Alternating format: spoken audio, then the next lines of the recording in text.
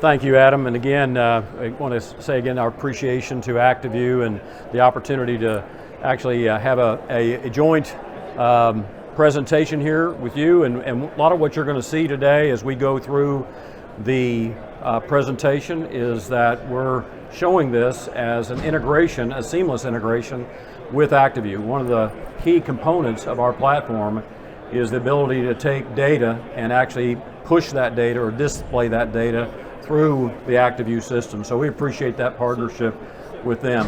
One of the things we want to talk about during this session is what's called PSPM, Public Safety Power Management. EnXchange has built a public safety power management system to address, of course, wildfires, and we're working with a utility in Oregon right now on wildfire mitigation.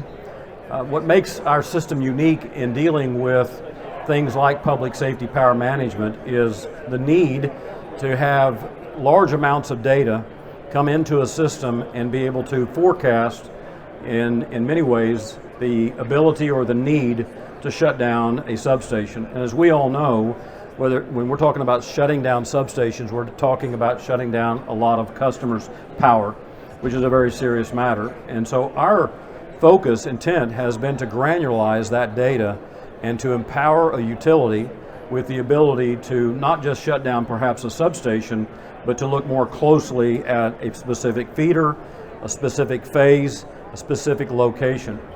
Our system has the ability from substation all the way down to the end-use consumer beyond the meter to actually ingest all that data into our system and to do, in this case, predictive forecasting of what would be needed to do or what needs to happen to meet the demands of a potential wildfire. Behind me, what you're seeing is just a storyboard, a dashboard of data that's in the EnXchange platform that actually shows to the user, in this case the utility, what the conditions are of their particular grid. I want to point out as well that even though our system really has been built to focus specifically on wildfires, this could also be an ice storm, it could be a hurricane, it could be other types of conditions, because really what we're doing here is we're taking sensors. In this particular case, we have sensors at the substation, I think nearly 100 plus data points at the substation looking at all types of conditions, weather conditions at that substation. We then have also sensors that are downline that are looking at weather conditions. We also ingest data from the grid, such as amp sensors, it could be regulator banks, any type of data that gives us additional sensitivity of the grid. In this particular case, this utility also has what is called guy wire sensors that are actually giving sensitivity of the physical grid. And that's what you're seeing here behind me is a representation of that data. So up here to my left, you're actually seeing a nodal architecture of all of those assets. And when we say nodal architecture, we're actually able to show a substation and all the sensors that are connected to that substation from a nodal graph architecture, which would allow you to drill in more specifically to information behind that particular node. You see here also, this is actually a weather sensor, and on that one weather sensor, we're showing things like wind speed, we're showing things like air temperature, relative humidity.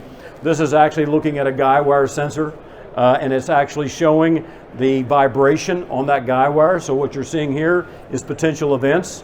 And what that would mean, for example, we could compare a wind speed of off the weather, the National Weather Service, to the wind speed off of one of our sensors, to what's happening at that guy wire, and it gives us some indication of how that particular system, physical system, is reacting to that particular wind speed and the direction of that wind speed. You're seeing over here kind of a map of not only weather conditions, but you're also seeing here all the sensors. This is showing the elevation. What I mean by elevation, meaning is the risk elevation of that sensor greater, higher? Does that give me some indication I need to take some type of action? We also have over here a plot map that kind of gives me the indication of what the risk is. So if I'm an operator, I'm using this to give me more sensitivity, more intelligence to make decisions on behalf of my customers and on behalf of my system. Over here to my right is actually the PSPM application. So inside the EnXchange application, the energy platform, you can see under here, under virtual grid, we are creating solutions. In this case, one of the solutions is called the Public Safety Power Management Solution. So Scott's going to click on fire mitigation, Public Safety Power Management.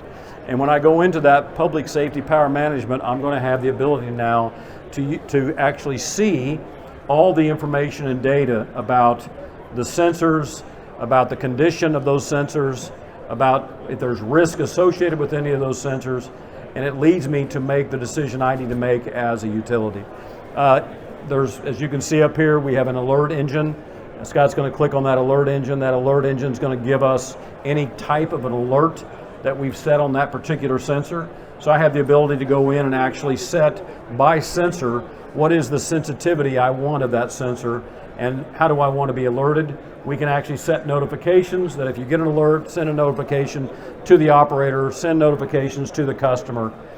Nearby assets allows us to basically see what other assets are nearby that particular sensor, and then where you can go in here and look at other devices that are connected to that as well. So again, that gives you kind of an overview of what we call the public safety power management. The key piece of what we're able to do for a utility is, again, within the EnXchange platform, as we shared earlier, there's a DERM application. In this case, we're talking about public safety power management, but I think everybody would appreciate is it's using, in many cases, the same data. So when you think about a DERM, for example, our system has the ability to give the utility, if I'm going to shut down a substation because of a fire, I'm going to turn on a generator downline, which is basically the same thing as a DERM for demand response. So it really allows us to really optimize and monetize data and to monetize the actual hardware and investment put in by a utility. We're a big believer in creating a system that is agnostic, that can actually ingest data from any type of sensor and any type of system. You'll hear us say it over and over again, and I'll end with this. We are a system of systems that actually monetizes and modulates data in a very complex environment, in a very proprietary environment. We break that down to be more of an open architecture. Thank you very much, appreciate your attention.